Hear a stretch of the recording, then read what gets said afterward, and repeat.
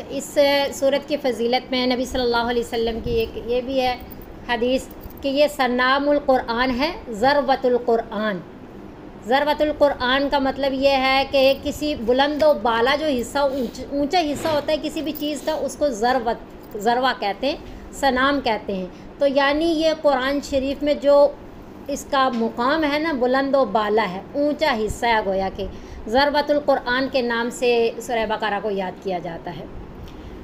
تو اس میں ابن عربی رحمۃ اللہ علیہ فرماتے ہیں کہ احکام و مسائل کی آیات اس پہ بہت زیادہ ہے۔ وہ فرماتے ہیں کہ 1000 امر ہیں، اوامر ہیں، 1000 نواہی ہیں، 1000 قصے ہیں، یعنی بہت ساری باتیں انہوں نے فرمائی کہ اس میں اسی وجہ سے حضرت عمر فاروق رضی اللہ تعالیٰ عنہ کے بارے میں آتا ہے کہ انہوں نے سورہ بقرہ کو یعنی تفسیر سے جو پڑھا وہ 12 سال میں پڑھا، حضرت عمر فاروق رضی اللہ تعالیٰ عنہ نے، اور ابن عمر جو ہیں عبداللہ ابن عمر، انہوں نے 8 سال میں اس کو پڑھا۔ تو یہ بہرحال چند باتیں تھیں سورہ بقرہ کے متعلق۔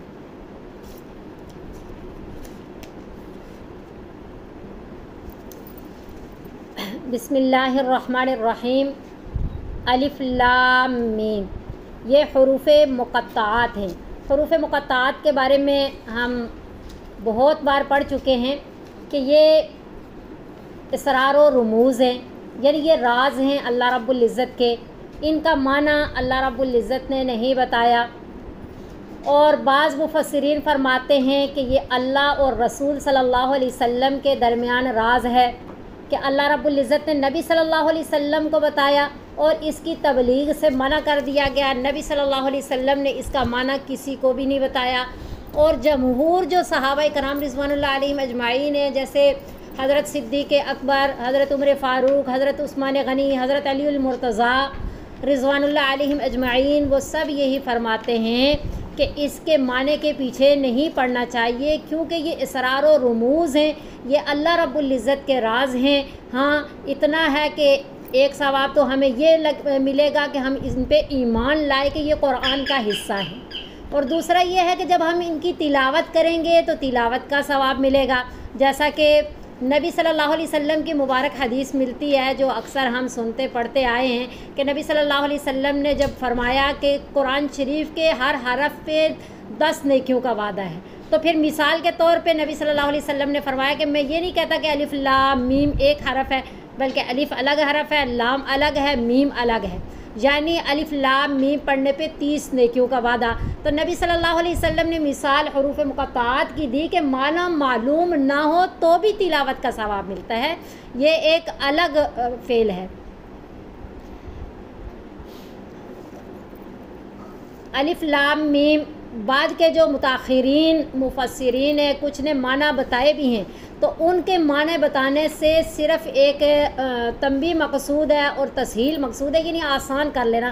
جیسے قرآن شریف میں آتا ہے ید اللہ، اللہ کا ہاتھ، تو وہاں مفسرین نے معنی کیا کہ اللہ کی طاقت، اللہ کی قدرت۔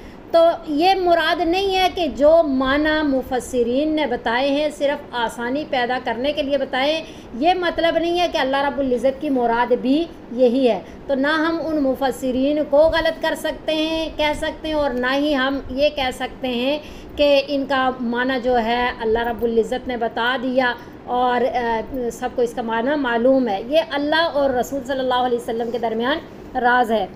ذالک الکتاب، یہ کتاب۔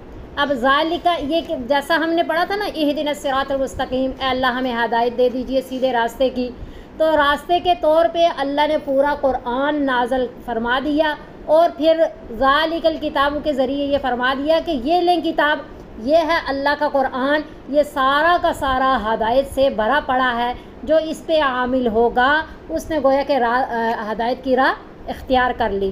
تو ذالک الکتاب، اب یہاں ذالک جو ہے نا اشارہ بعید کے لیے آتا ہے کہ یعنی وہ کتاب، تو اس کی شان و عظمت کی وجہ سے یہاں اشارہ بعید لایا گیا۔ لا ریبہ، نہیں ہے کوئی شک اس قرآن میں، یہ کتاب لیں، یہ ہدایت کا ذریعہ ہے، اس میں کوئی شک نہیں ہے۔ اب تھوڑا سا سمجھ لیجیے گا، قرآن شریف میں ایک ریب لفظ آتا ہے، ریبہ جیسے یہ ہے، اور اسی طرح شک کا لفظ بھی آتا ہے، شک ہے نا قرآن شریف میں، شکن، تو یہ ریب اور شک میں تھوڑا سا فرق ہے۔ شک کہتے ہیں کہ تردد ہو، شک ہو، زیادہ ہو، اور ریب کہتے ہیں کہ اتنا ہلکا سا تردد ہو کہ تھوڑا سا سوچ و وچار کرنے سے وہ ختم ہو جائے. یعنی کہ ریب لفظ استعمال کیا کہ قرآن میں اتنا سا بھی تردد نہیں ہے، ذرہ سا بھی شک و شبہ نہیں ہے، اس لیے شک کے الفاظ یہاں نہیں لائے گئے بلکہ ریب کے الفاظ لائے گئے. اور دوسری بات یہاں یہ سمجھنی ہے کہ جو شک کسی کو ہوتا ہے دو قسمیں ہو جاتی ہیں. ایک تو شک اس وجہ سے ہے، مثلا قرآن سے شک ہو تو اس وجہ سے کہ کلام اللہ میں کسی قسم کی ایسی بات ہے جس کی وجہ سے شک ہو گیا، یا تو پھر ایسا ہے کہ جو پڑھنے والا ہے، جو سمجھنے والا ہے، اس کے فہم میں کسی قسم کا ایسی بات ہے کہ جس کی کم فہمی کی وجہ سے وہ نہیں سمجھ پایا.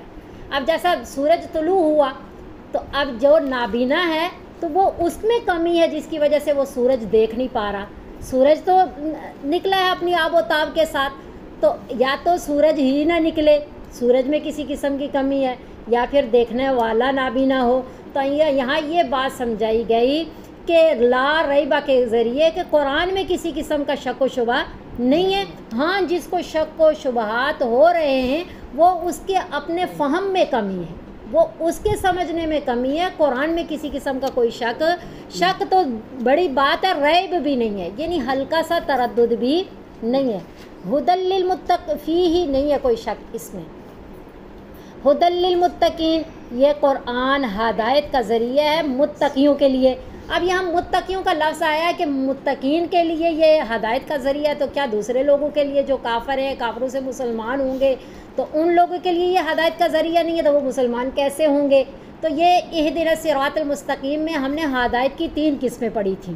ایک تو ہدایت عامہ ہے نا، جو ساری مخلوق کے لیے ہے، کیا وَآتَى كُلَّ شَيْءٍ خَلْقَهُ ثُمَّ هَدَىٰ، ہم نے بہت تفصیل سے پڑھا کہ اللہ رب العزت نے جس کی جو ڈیوٹی لگائی، جس مقصد کے لیے پیدا فرمایا، اس کو اس مقصد میں اللہ رب العزت نے پہچان دے دی، لگا دیا. اس کو بھی ہدایت کہتے ہیں. اور ایک ہدایت وہ ہے جو اس سے خاص ہے، وہ یہ ہے کہ اللہ رب العزت نے انبیاء بھیجے، کتابیں بھیجی، لوگ کائنات بنائی، اس کو دیکھ کر کے، انبیاء کی بات سن کر کے تو وہ ہدایت کی راہ اختیار کر لے، یعنی کافر سے وہ مسلمان ہو جائیں.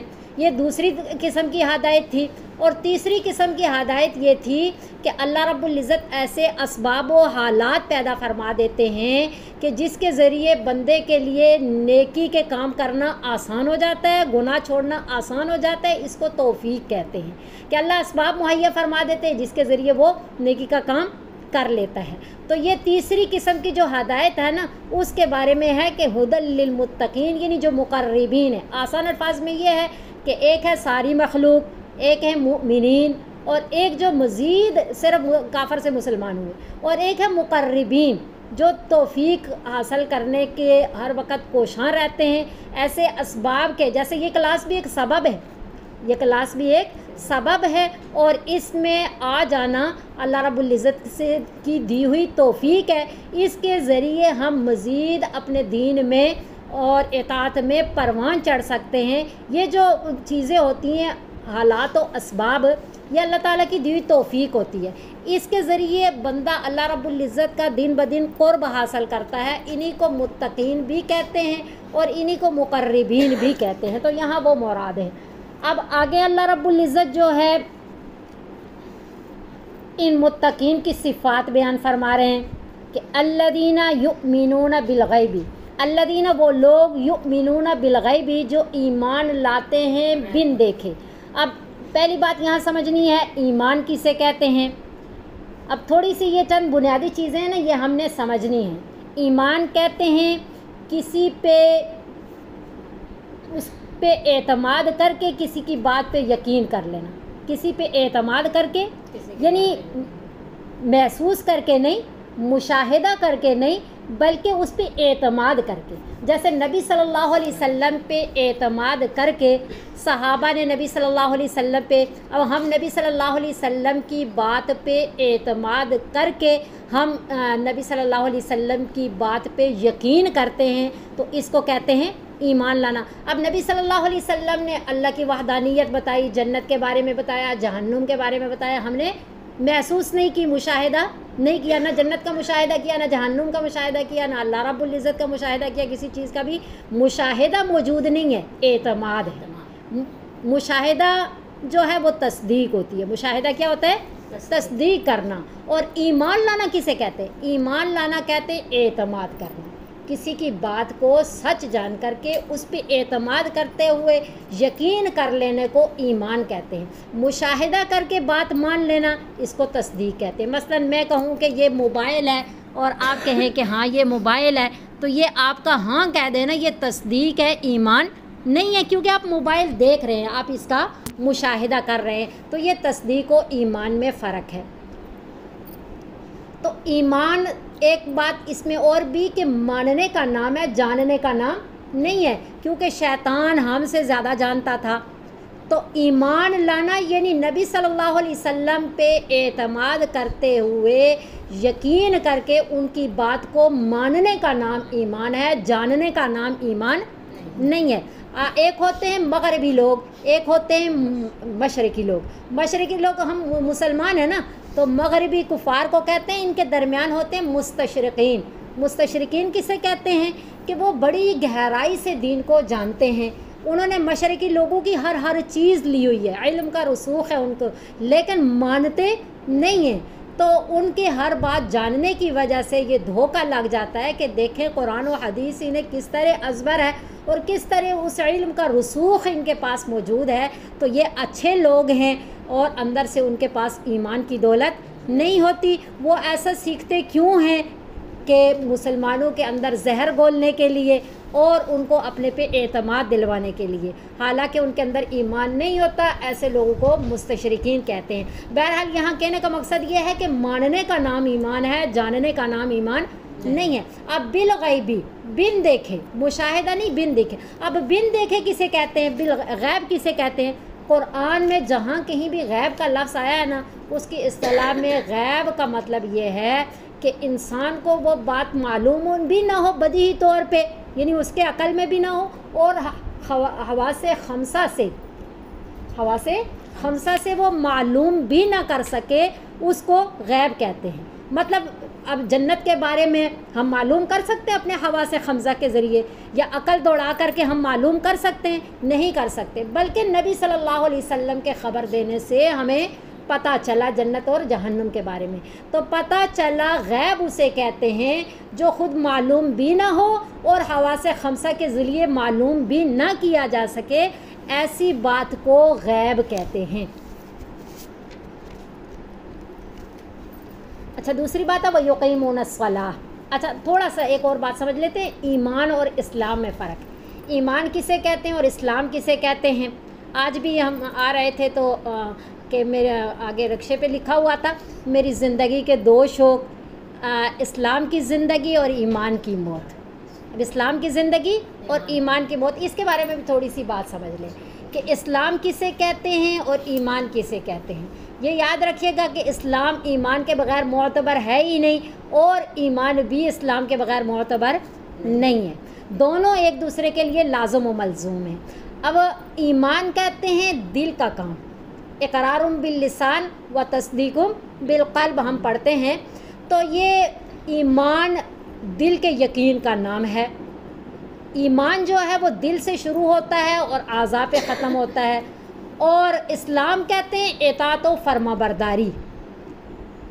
اطاعت و فرما برداری کا نام یہ ہے، ظاہری اقرار کا نام، زبان کے اقرار کا نام، اور اعضاء سے جو ہم اعمال کرتے ہیں اس کا نام اسلام ہے، اور دل میں جو یقین رکھتے ہیں اس کا نام ایمان ہے۔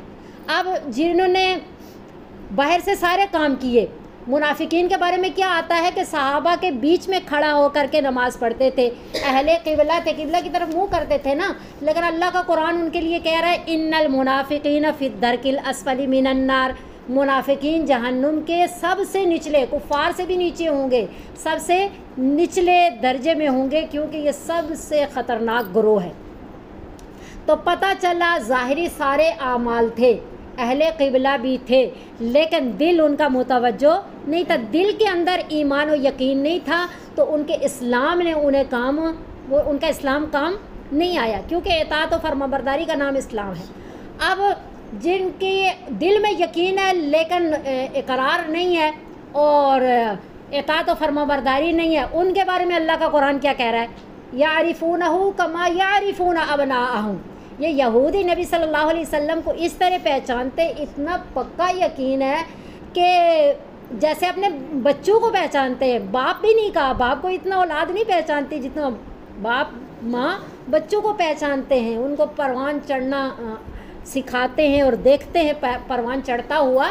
تو یعرفونہ کما یعرفون ابناءہم، تو پتہ چلا ظاہر اور باطن دونوں کا ہونا ضروری ہے، ایمان اور اسلام دونوں کا ہونا ضروری ہے۔ تو یہ فرق ہے کہ اطاعت و فرما برداری اقرار باللسان کو ایمان کہتے ہیں، اور تصدیق بالقلب دل کے کام کا جو یقین والی بات ہے اس کو ایمان کہتے ہیں۔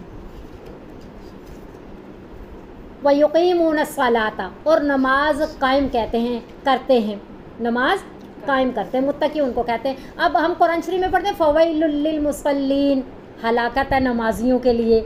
تو کیا پتہ چلا کہ نماز پڑھ کر کے بھی حدیث مبارکہ میں آتا ہے کہ گندے کپڑے میں لپیٹ کر کے نمازی کے منہ پہ مار دی جاتی ہے۔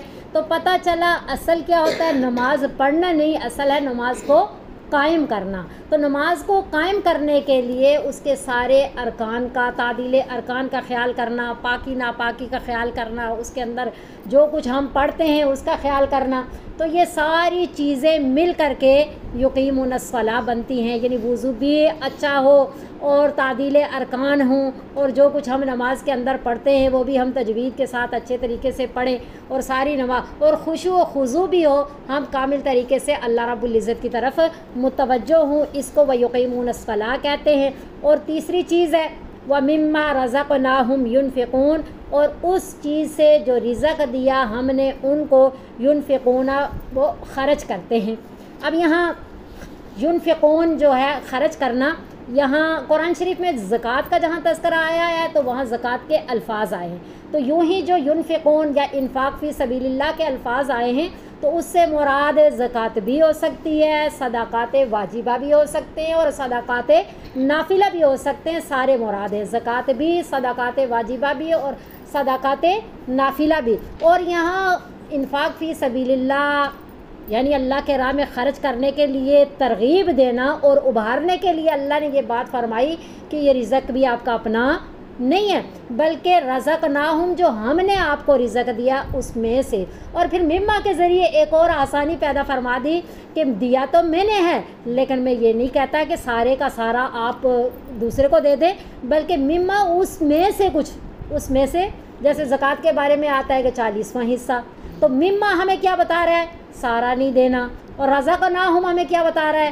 کہ یہ اللہ رب العزت کا دیا ہوا ہے، اور ينفقون ہمیں کیا بتا رہا ہے کہ صدقات واجبہ، نافلہ، زکوٰۃ سب اس میں آتا ہے۔ تو بہرحال یہاں 3 باتیں بتائی گئی، ایک کیا ہے، ایمان بالغیب، اقامت صلاح اور انفاق فی سبیل اللہ، یہ متقین کی صفت بتائی گئی ہیں۔ اب جب بندہ ایمان لے آیا تو بہت ساری چیزیں ہیں، پھر یہاں پہ ایک تو بتایا گیا نماز اور ایک بتائی گئی خرچ کرنا، 2 ہی چیزوں کا تذکرہ ہے، روزہ نہیں ہے، کچھ بھی نہیں ہے۔ تو بدنی عبادات میں سب سے اہم عبادت اور پہلی عبادت وہ نماز ہے، نماز کا بتا کر کے باقی سارے گویا کہ بدنی عبادات کا تذکرہ ہو گیا، اور مالی عبادت میں سے ينفقون کے ذریعے اس کا بتا دیا تو ساری مالی عبادات آ گئی۔ تو بدنی عبادات، مالی عبادات کا بھی 2 قسمیں ہیں، وہ دونوں کا ذکر ہو گیا۔ اب اس میں ایک بات اور سمجھنی ہے کہ دیکھیں الذین یؤمنون ایک آیت ہے، والذین یؤمنون 2 آیتیں ہیں، یہ 2 آیتیں کیوں لائی گئی؟ کیونکہ الذین یؤمنون ایمان کا تذکرہ ہو گیا، والذین یؤمنون کے ذریعے دوبارہ ایمان کا تذکرہ، اس لیے کہ جو کفار سے مسلمان ہوتے ہیں ان کی 2 قسمیں تھیں، ایک مشرک تھے، وہ شرک سے مسلمان ہوتے تھے، تو ان کو یہ بتایا کہ جو مشرک سے مسلمان بنے ہیں وہ یقیمون الصلاۃ ومما رزقناہم ينفقون، اور جو یہودیوں سے مسلمان ہوئے ہیں وہ تو ان چیزوں کو سمجھتے تھے نا، نماز کو سمجھتے تھے، انفاق فی سبیل اللہ کو سمجھتے تھے. نہیں سمجھتے تھے تو کس کو نہیں سمجھتے تھے کہ وہ اپنی کتابوں پہ، اپنی کتاب پہ ایمان لے آتے تھے، اگلی پچھلی پہ نہیں مانتے تھے. تو ان کو اس چیز کا درس دیا گیا. یہ اگلی جو پہلی والی آیت کس کے بارے میں ہے؟ مشرکین کے بارے میں، جو مسلمان ہوں. تو بعد والی کس کے لیے ہے؟ یہودیوں کے لیے، کہ والذین، اور وہ لوگ یؤمنون جو ایمان لاتے ہیں، بما، ان کتابوں پہ بھی، اس کتاب پہ بھی، انزلہ جو نازل کی گئی، الیکا آپ صلی اللہ علیہ وسلم کی طرف، یعنی قرآن شریف، وما انزلہ، اور جو نازل کی گئی، من قبل کا، آپ سے پہلے، یعنی تورات، زبور، انجیل. تو یہ ہے ایمان مجمل. ایک ایمان مجمل بیان کیا گیا سورہ بقرہ کے شروع میں، اور سورہ بقرہ کے آخری رکوع میں ایمان مفصل. یہ ایمان مجمل کہاں سے آیا؟ سورہ بقرہ کی ابتدائی آیات سے. اور ایمان مفصل کہاں سے آیا؟ سورہ بقرہ کی آخری آیات سے. اس میں ہے نا آمن الرسول بما انزل الیہ من ربہ والمؤمنون کل آمن، وہ سارے رسولوں پہ ایمان لانے کا درس دیا گیا، جیسا کہ ہم سورہ ایمان مفصل میں پڑھتے ہیں. تو بہرحال یہاں پہ من قبل کا، آپ صلی اللہ علیہ وسلم سے پہلے جتنی بھی کتابیں ہیں ان پہ بھی ایمان لائیں. تو اصل ایمان یہ ہے، ہم بھی یہی کرتے ہیں نا، ہم اپنی کتاب پہ بھی ایمان لاتے ہیں. ہم اگر پچھلے کسی نبی کو نہیں مانیں گے، کسی کتاب کو نہیں مانیں گے، تو ہم بھی مومن نہیں ہیں. لیکن ہمارے ایمان لانے کا طریقہ کیا ہے؟ پچھلی کتابوں پہ، پچھلے انبیاء پہ. سارے انبیاء سچے تھے، ساری کتابیں منزل من اللہ ہیں، اللہ تعالیٰ کی طرف سے ہیں. اللہ نے جو نازل کی تھی وہ برحق کتابیں تھیں. پہلی بات یہ ہے کہ جن کو وہ کتابیں ملی انہوں نے خود ہی اس میں تحریف کر ڈالی، رد و بدل کر ڈالا. وہ کیا نام ہے، قابل عمل نہیں ہے. دوسری بات یہ ہے کہ اگر وہ تحریف نہ بھی کرتے، پھر بھی جب اللہ رب العزت نے قرآن نازل کر دیا تو قرآن کے اندر پچھلے جو احکامات اللہ نے باقی رکھنے تھے وہ سارے کے سارے اللہ نے اس کتاب میں ڈال دیے، وہ اس میں ڈال دیے. اب پچھلی کتابیں ہمارا عقیدہ ہے کہ وہ سچی نازل کی ہیں، اللہ نے اپنے وقت میں سچی تھیں. ہاں ان لوگوں نے تحریف کر ڈالی، اور قرآن کے نازل ہونے کے بعد ان کے احکامات اب باقی نہیں رہے. جو اللہ نے باقی رکھنے تھے وہ اللہ رب العزت نے قرآن میں نازل فرما دیے، ڈال دیے. تو اچھا، ایک یہاں پہ عقیدہ ختم نبوت بھی ہے کہ وما انزل من قبلک، جو آپ پہ کتاب نازل کی اس پہ بھی ایمان لاتے ہیں، اور جو آپ صلی اللہ علیہ وسلم سے پہلے نازل ہوئی ان کو بھی مانتے ہیں، اس پہ بھی ایمان لاتے ہیں. لیکن من بعد کے الفاظ نہیں ہیں.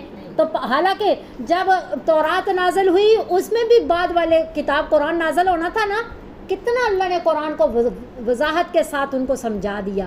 نبی صلی اللہ علیہ وسلم کی ایک ایک بات کہ آپ صلی اللہ علیہ وسلم جو آخری نبی ہوں گے، کہاں مبعوث ہوں گے، یہودی اور عیسائی سب جانتے تھے. ہم تو قرآن میں پڑھتے ہیں نا، یعرفونہ کما یعرفون ابناءہم. وہ یہودی نبی صلی اللہ علیہ وسلم کی پیدائش سے پہلے ہی آپ صلی اللہ علیہ وسلم کو ان کی علامات سے جانتے تھے. کیسے جانتے تھے؟ اللہ نے ان کو بتایا ہے نا. بعد میں جو کچھ اللہ نے نازل کرنا تھا وہ پہلے کھول دیا اللہ نے.